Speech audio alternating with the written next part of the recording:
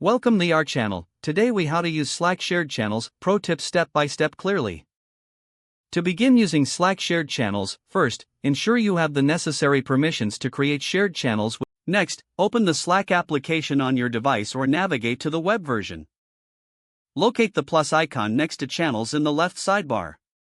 Click on the icon to create a new channel. In the channel creation window, select the option to create a shared channel. You will now have the option to invite another workspace to join this channel. Choose the workspace you want to share the channel with, and click Next. Configure the channel settings by adding a name and description that clearly communicates the purpose of the shared channel. Once you've set everything up, click the Create Channel button. After the channel is created, you can invite team members from both workspaces. To do this, click on the channel's name at the top of the screen and select Add Members. You can then search for and invite individuals from your workspace and the connected workspace. Once everyone is added, begin using the channel to collaborate effectively. Encourage members to post messages, share files, and engage in discussions related to the shared goals.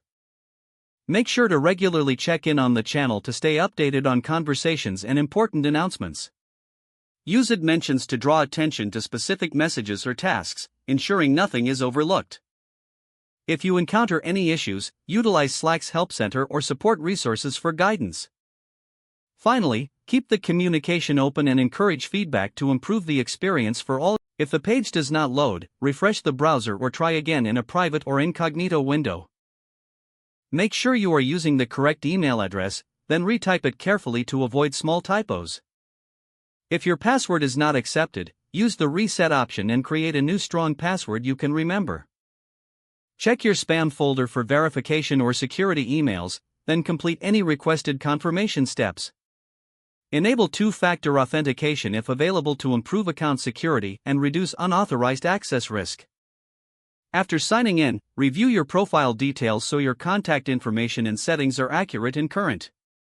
If you see an error message, note it down and try again after restarting your device and internet connection. Log out when you finish, especially on shared devices, to keep your account and payment information secure. If the page does not load, refresh the browser or try again in a private or incognito window. Make sure you are using the correct email address, then retype it carefully to avoid small typos.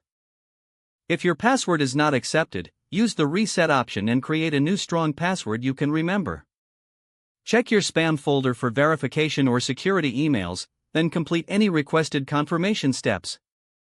Don't forget to like this video and subscribe to our channel for more step-by-step tech guides.